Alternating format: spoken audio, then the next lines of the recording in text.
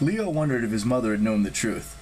Leo remembered after the last visit, his mom took him inside and had a long talk with him, but he only understood some of it. "She can't come back again." His mother had a beautiful face with kind eyes and curly black hair, but she looked older than she was because of hard work. The lines around her eyes were deeply etched. Her hands were calloused. She was the first person in their family to graduate from college. She had a degree in mechanical engineering and could design anything, fix anything, build anything. No one would hire her. No company would take her seriously, so she ended up in a machine shop, trying to make enough money to support the two of them.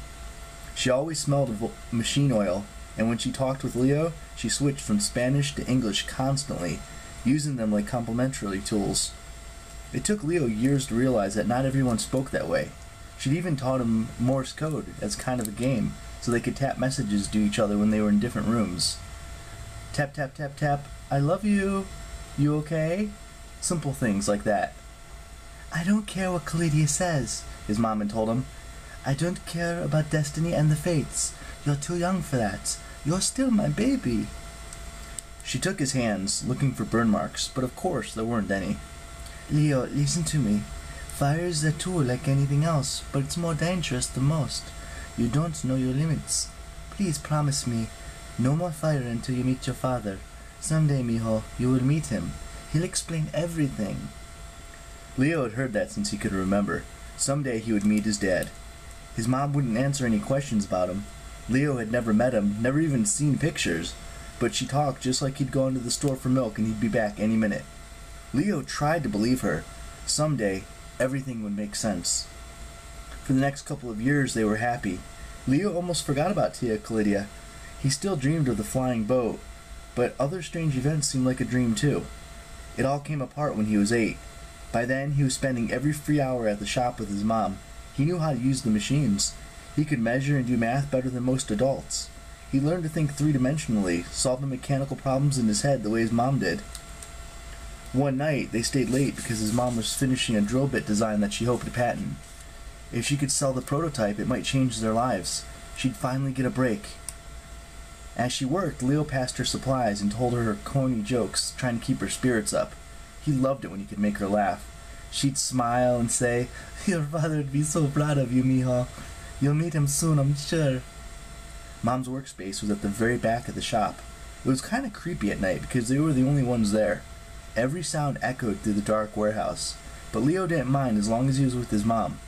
If he did wander the shop, they could always keep in touch with Morse code taps. Whenever they were ready to leave, they had to walk through the entire shop, through the break room, and out to the parking lot, locking the doors behind them. That night, after finishing up, they'd just got into the break room when he realized his mom said she didn't have her keys. "That's funny," she frowned. "I know I had them. Wait here, mijo. I'll only be a minute."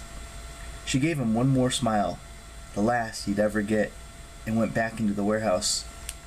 She'd only been gone a few heartbeats when the interior door slammed shut. Then, the exterior door locked itself. "Mom?" Leo's heart pounded. Something heavy crashed inside the warehouse. He ran to the door, but no matter how hard he pulled or kicked, it wouldn't open. "Mom!" Frantically, he tapped a message on the wall. "You okay?" "She can't hear you," a voice said. Leo turned around and found himself facing a strange woman. At first, he thought it was Tia Kalidia. She was wrapped in black robes and a veil covering her face. "Tia?" he said. The woman chuckled, a slow, gentle sound, as if she were half asleep. "I'm not your guardian, merely a family resemblance." "What? What do you want? Where's my mom?" Loyal to your mother, how nice. But you see, I have children too, and I understand you will fight them someday. When they try to wake me, you will prevent them. I cannot allow that." "I don't know you. I don't want to fight anybody." She muttered like a sleepwalker in her trance. "A wise choice." With a chill, Leo realized the woman was, in fact, asleep. Behind the veil, her eyes were closed. But even stranger, her clothes were not made of cloth.